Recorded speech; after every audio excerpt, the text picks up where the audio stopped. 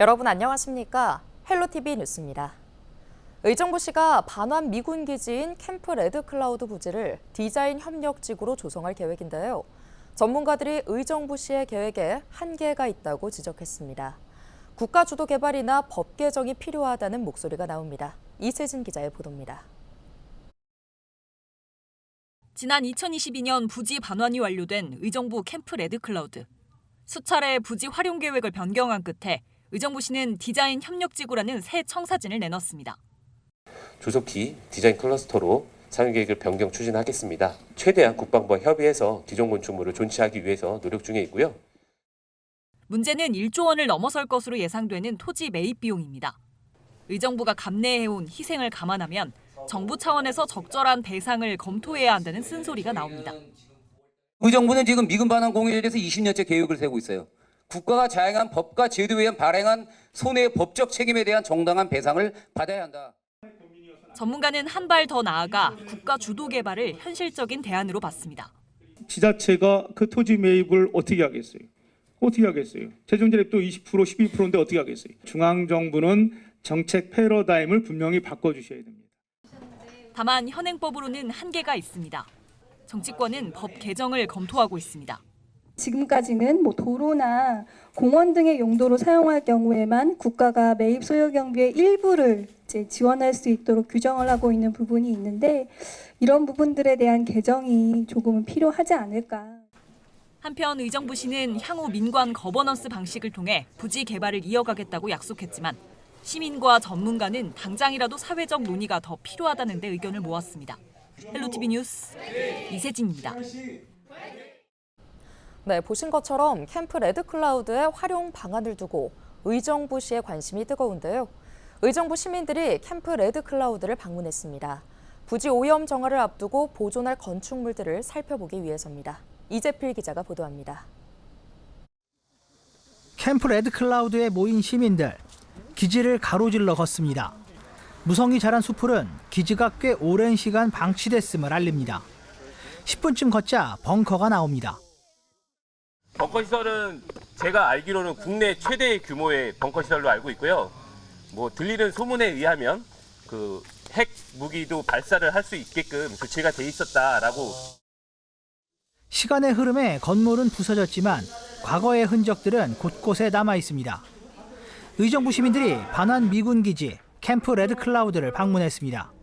부지를 둘러본 시민들은 이곳을 지역 주민들을 위한 공간으로 조성해야 한다는 데 공감했습니다. 굉장히 넓다는 걸 느꼈고요. 뭔가를 활용하고 싶은 욕심도 생기고 의정부 시민들이 자유롭게 이용할 수 있는 문화 또는 공원, 교육을 형성할 수 있는 단지로도 형성이 됐으면 하는 바람이 있습니다.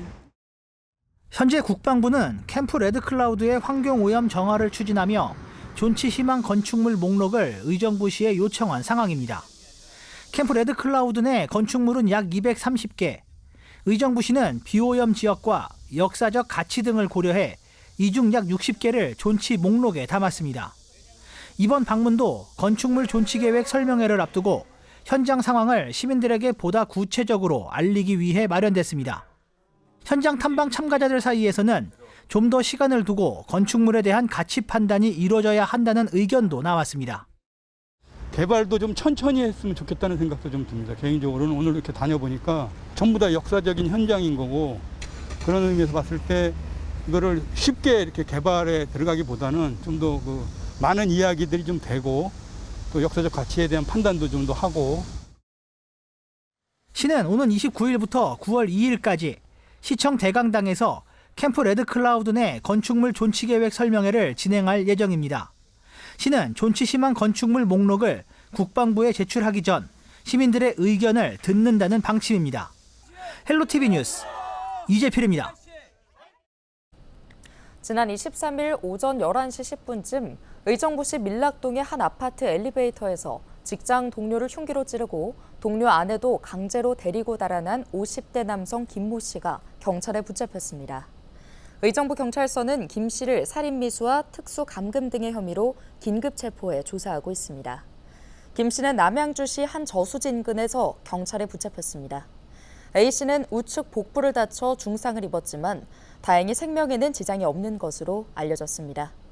김씨와 피해자인 40대 남성 A씨는 직장 동료 사이로 알려졌습니다. 김씨는 A씨에게 빌려줬던 약 1억 5천만 원을 돌려받지 못해 시비 끝에 범행을 저질렀다고 경찰에 진술했습니다. 의정부시가 호원동 예비군 훈련장의 관내 이전 대상지를 시민들과 머리를 맞대 정하기로 했습니다. 시는 오는 10월쯤 시민들의 자발적 참여와 토론을 통해 예비군 훈련장 이전 대상지를 결정하는 시민 공론장을 열 예정이라고 밝혔는데요. 시는 이달부터 공론장 구성을 위한 사전 조사를 진행하고 9월 중 시민 공론장 구성을 위한 준비위원회를 발족할 예정입니다. 김동근 시장은 예비군 훈련장이 관내로 이전되지 못함에 시민들께 대단히 송구한 마음이라며 관내 존치로 가닥을 잡은 상황에서 시민 공론장을 통해 시민 주도 아래 투명하고 합리적으로 이전 대상지를 결정하겠다고 말했습니다.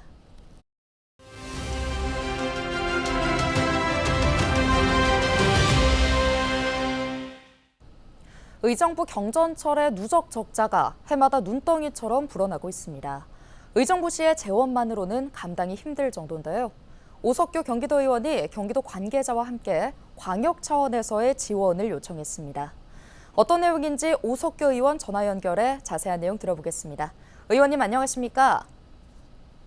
네, 안녕하세요. 의정부시에서 가장 동쪽에 위치한 의정부시의 살기 좋은 동네 용현, 밀락, 고산, 낙양, 상곡동 도의원 오석규입니다.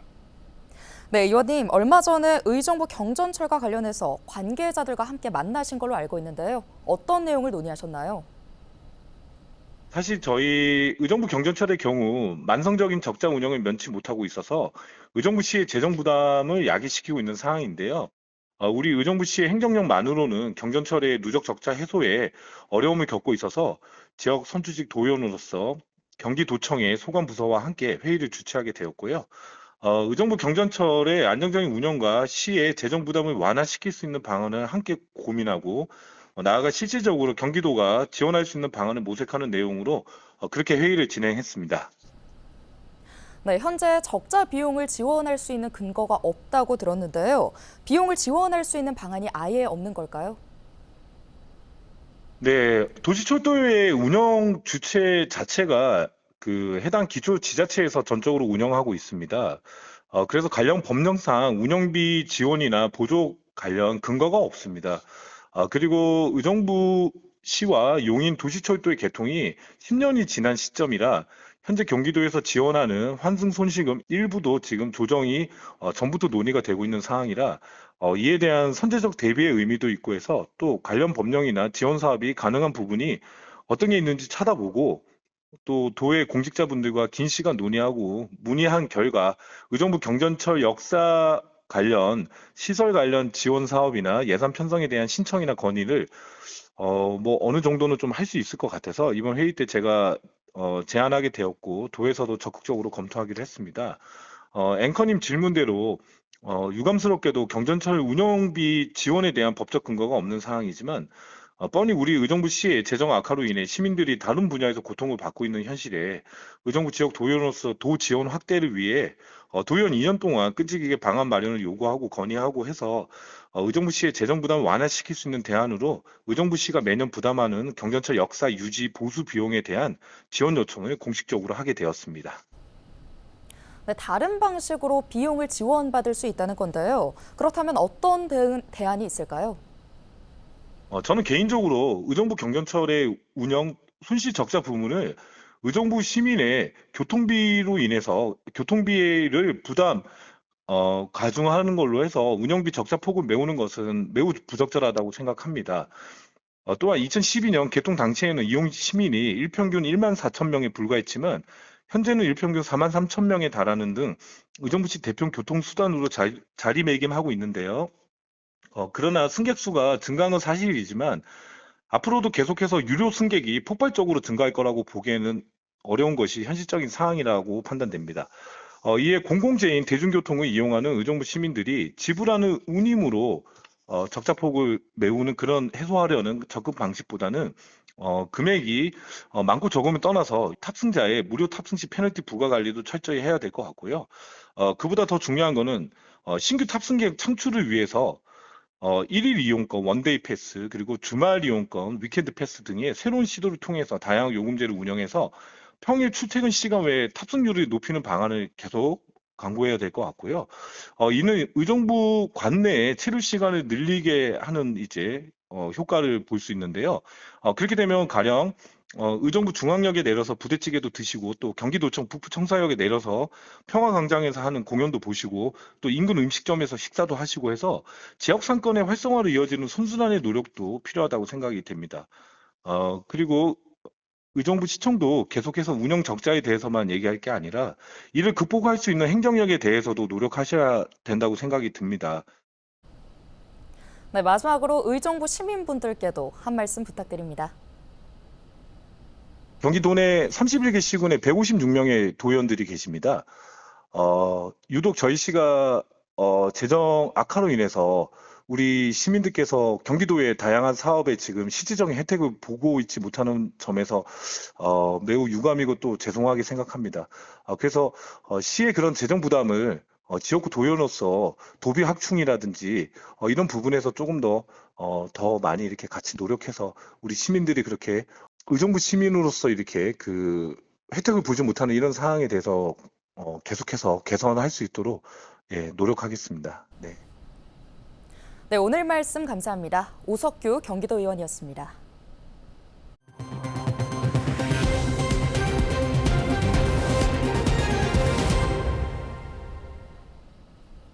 양주 시립장욱진 미술관 개관 10주년을 맞아 기획전시 고요한 울림이 개막했습니다. 고요한 울림은 한국 근현대 미술의 거장인 장욱진, 방혜자, 김인중 3명의 작가의 작품을 빛이라는 주제로 재해석한 전시인데요. 양주시 관계자는 미술관의 자연 채광과 어우러진 회화와 스테인드 글라스 등 작품 30여 점을 감상할 수 있다고 설명했습니다. 전시는 오는 12월 29일까지 진행되며 9월 7일 토요일에는 개관 10주년 학술대회인 다시 장욱진을 보다도 열릴 예정입니다. 경기도 버스노동조합 협의회가 쟁의행위 찬반 투표에서 98%가 넘는 찬성률로 파업을 가결했습니다. 이날 투표에는 도내 31개 시군 45개 버스업체의 조합원 16,000여 명 중 76%인 12,600여 명이 참여했는데요. 앞서 협의회는 지난 19일 사용자 단체인 경기도 버스운송사업조합과의 단체 교섭에서 최종 결렬을 선언하고 지방노동위원회에 노동쟁의 조정 신청서를 제출했습니다. 조정회의는 오는 28일과 다음 달 3일 두 차례 진행될 예정이며 두 회의 모두 결렬될 경우 협의회는 합법적 파업권을 얻게 됩니다. 의정부시가 추석을 앞두고 고향사랑 기부 답례품으로 먹거리와 생활 맞춤형 제품 등 8개 품목 16종을 추가해 모두 23종으로 늘렸습니다. 이번에 추가된 답례품은 갈비류와 한과, 다과류, 떡국, 가죽공예품, 소독제품 등인데요. 고향사랑 기부금은 개인이 주민등록상 거주지가 아닌 지역에 연간 최대 500만 원을 낼 수 있으며 해당 지자체는 기부액의 30% 내에서 물품으로 답례할 수 있습니다. 연천군이 군 주둔과 관련 시설로 인한 피해 사례를 조사합니다. 이번 조사는 관련 피해 분석과 대응 전략 연구 용역의 일환으로 객관적인 피해 자료를 확보하기 위해 추진되는데요. 오늘 10월까지 군청 민원실과 10개 읍면 행정복지센터를 방문해 행정, 재정, 인적 피해 등 피해 사례를 접수하면 됩니다.